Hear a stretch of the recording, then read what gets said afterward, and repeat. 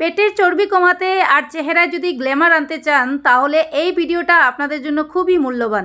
ছেলে বলো আর মেয়ে বলো সবাই কিন্তু এই ডায়েটটা করতে পারবেন। তো চলো আজকে তোমাদেরকে আরেকটা ডায়েট প্ল্যান দেখাচ্ছি। হ্যালো এভরিওয়ান, কেমন আছেন সবাই? তো আগের ব্লগে তোমাদেরকে দেখিয়েছিলাম আমার ডায়েট প্ল্যান।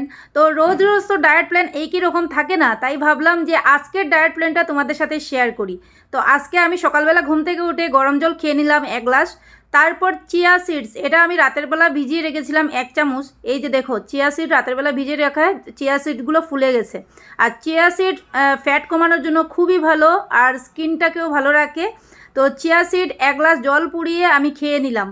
এই চিয়া সিড ভিজিয়ে গেলে শরীরে যত ফ্যাট আছে সেটা কমিয়ে দেবে, মুখের মধ্যে গ্ল্যামার আসবে, আর বয়স হলেও বোঝা যাবে না যে আপনার বয়স হয়েছে, একদম ইয়াং লাগবে। তো গরম জল 1 গ্লাস খাওয়ার পর আমি 1 গ্লাস চিয়া সিডও খেয়ে নিলাম। তারপরে এক্সারসাইজও করলাম। দেখো আমার এক্সারসাইজ শেষ। তো এক্সারসাইজ শেষ করে 1 ঘন্টা এক্সারসাইজ করেছিলাম। এখন এই যে জিরা ভিজানো জল আমি এখন খাবো।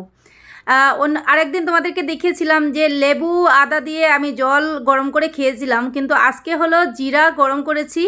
জিরা দেখো জলের মধ্যে দিয়েছিলাম আর জলটা শুকিয়ে এসেছে। এখন আমি কাপের মধ্যে জলটা নেব আর একটা লেবু চিপে দেব, তার মধ্যে দেব 1 চামচ মধু।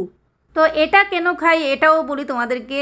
লেবু তো জানো, লেবু হলো ফ্যাট কাটাতে সাহায্য করে, মানে শরীরে যত ফ্যাট থাকে লেবু খেলে সেই ফ্যাটটা চলে যায়। আর জিরা হলো শরীরের রোগ প্রতিরোধ ক্ষমতা বাড়ায়, ফ্যাট কমাতেও সাহায্য করে, আর শরীরে যত রোগ আছে সেটা কমাতে সাহায্য করে। তো এই চাটা বানিয়ে যদি রোজ সকালে খান তাহলে কোনো ধরনের রোগ আপনার আশেপাশে থাকতে পারবে না। আপনার চেহারাতে গ্লো আসবে, আপনার শরীরে যত চর্বি আছে, ফ্যাট আছে, সেগুলো কমাতে এই চাটা সাহায্য করবে। তো সকালের চা খেয়ে এবার আমি চলে আসলাম আমার এই গোল্ডেন ফিশকে খাবার দিতে। যেহেতু আমরা ব্রেকফাস্ট করব, গোল্ডেন ফিশ কি না খেয়ে থাকবে? তাই কিছু দানা দিয়েছি, দেখতে পাচ্ছ। আমি হাতে নিয়েছি বলে দানাগুলো খাচ্ছে না। তো আমার এটা রোজ দিনের ডিউটি হয়ে গেছে গোল্ডেন ফিশকে খাওয়ানো। তো এই তো গন্ডগোল করে ফেললাম, তোমাদেরকে দেখালাম না যে আমি এই চিলাটা কিভাবে বানালাম। আসলে তাড়াহুড়ো করে ব্রেকফাস্ট বানিয়েছিলাম, তাই ভিডিও রেকর্ডিং করতে ভুলে গিয়েছিলাম। তো এই চিলাটা একদম ইজি, তোমরাও পারবে। একটা ডিম ফাটিয়ে তার মধ্যে 1 চামচ ওটস দিয়ে, তারপর পেঁয়াজ কাঁচা লঙ্কা দিয়ে, তারপর একটু নুন দিয়ে এটাকে একটু তেলের মধ্যে ভেজে নেবে। দেখবে এটা চিলার মতো হয়ে গেছে, মানে রুটির মতো হয়ে গেছে। তো এটাই হলো আমার ব্রেকফাস্ট আজকের দিনের। তো সকাল থেকে যেগুলো এখন অবধি খেলাম সেটা কিন্তু আমি 15 মিনিট গ্যাপ নিয়ে নিয়ে খেয়েছিলাম। তো তোমরা কিন্তু তাড়াহুড়ো করে খেতে যেও না, কারণ সব কিছু যদি একসাথে খেতে যাও তাহলে কিছুই উন্নতি হবে না। তো 15 মিনিট গ্যাপ দিয়ে দিয়ে সবগুলো খেতে হবে। তো ব্রেকফাস্ট করার আগে কিছু আলমন্ড আমি রাতের বেলা ভিজিয়ে রেখেছিলাম, সেইগুলোও খেলাম, সেগুলো আর রেকর্ড করতে পারিনি। তো চলো ব্রেকফাস্ট করার পর এবার আমি লাঞ্চ বানাতে চলে গেলাম। লাঞ্চ যেহেতু আমার জন্য একটু হেলদি লাঞ্চ হবে, তার জন্য আমি চিকেন নিয়ে আসলাম। যেহেতু প্রোটিনও খেতে হবে, যদি ডায়েট মেনটেন করতে হোক প্রোটিনও বরাবর খেতে হবে। তো এখানে চিকেন আছে বোনলেস, আর সেই চিকেনগুলোকে আমি একটা ভারী কিছু দিয়ে ফেতো করে নিয়েছি ভালো করে। তো ফেতো করার পর তারপর আমি ছোট ছোট করে পিস পিস করে নিচ্ছি, কারণ এই চিকেনটা মাত্র 15 মিনিটের মাথায় হবে, তার জন্য অনেক ছোট ছোট পিস পিস করতে হবে। তো চিকেন আমার ধোয়া হয়ে গেছে, এবার চিকেনের মধ্যে একটু নুন দেব। আমি এখানে অল্পই চিকেন নিয়েছি, কারণ আমি নিজে খাবো তো, তাই অল্পতেই হয়ে যাবে। তো এখানে আদা রসুনের পেস্ট আধা চামচ দিয়েছি। তারপর এখানে দেখতে পাচ্ছ গোলমরিচের গুঁড়ো দিয়েছি, কারণ আমি একটু ঝাল খেতে ভালোবাসি, তাই একটু গোলমরিচের গুঁড়ো দিলাম। এবার এই যে লেবু চিপিয়ে দিলাম। দেখো অর্ধেক লেবু পুরো রস বের করে চিবিয়ে দিয়েছি এই মাংসের উপরে। এবার এইগুলো সব মিক্স করব, মাখামাখি হবে। দেখো এই যে মেখে নিচ্ছি। আর এই মাখামাখি করার পর 10 মিনিট রাখতে হবে, যাতে চিকেনটা ভালোভাবে মেরিনেট হয়ে যায়। তার জন্য আমাকে 10 মিনিট রাখতে হবে এই চিকেনটাকে। তো 10 মিনিট হয়ে গেছে, এবার আমি রান্নার প্রসেসে চলে যাচ্ছি। এখানে একটা ননস্টিকের তাওয়া বসিয়েছি, আর সেই তাওয়ায় না কোনো বাটার না কোনো তেল, কোনো কিছুই দেব না।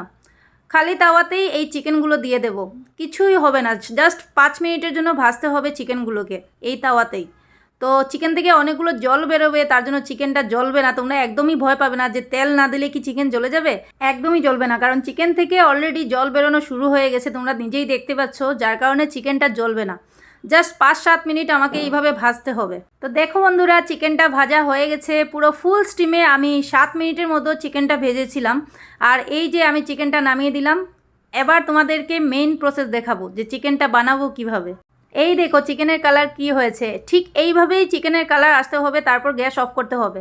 আর এদিকে আমি রান্নার প্রসেসে চলে গেলাম। এখানে আছে ক্যাপসিকাম একটা কেটেছিলাম, আর একটা গাজর হালকা হালকা পাতলা করে কেটেছিলাম। এখানে পেঁয়াজ আছে, রসুন আছে, রসুন কুচি করে কেটেছি, আদা একটু কুচি করে কেটেছি। আর এখানে আছে লেটিউস লিভ, লেটিউস পাতা। তোমরা এটা স্কিপ করতেও পারো যদি লেটিউস পাতা না থাকে।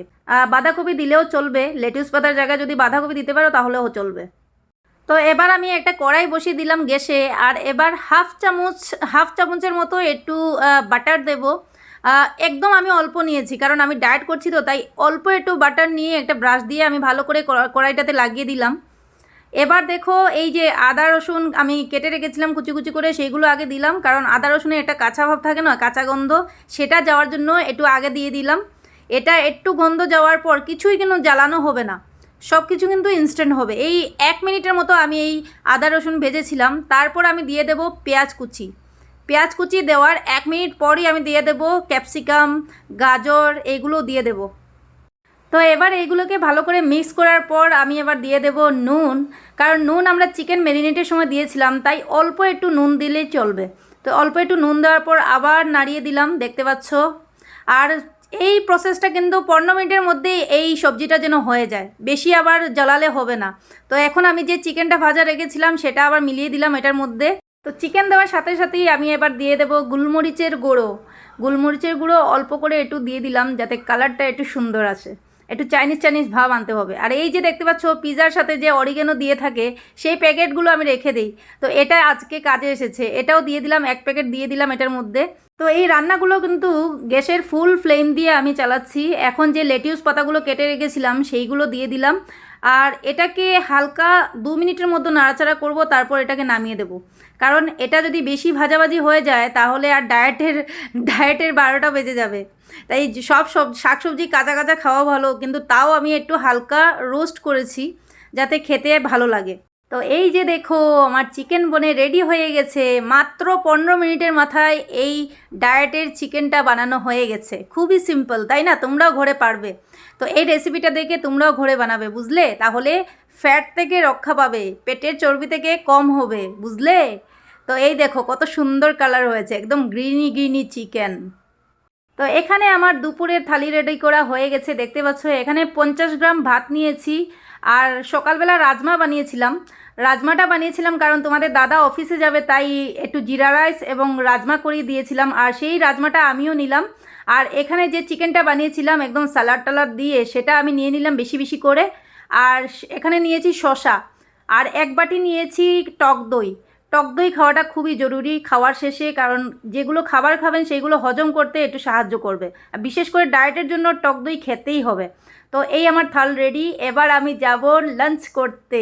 আজকে একদম ফাটাফাটি লাঞ্চ হবে। হ্যাঁ, অনেকরা বলবে যে এত কম ভাতে কি হয়ে যাবে? আরে ভাই, সবজি দেখো কতটুকু নিয়েছি, স্যালাড দেখো কতটুকু নিয়েছি, এইটুকুই আমার পেট ভরে যাবে। আর ভাত কম খেতে হয় ডায়েটের মধ্যে।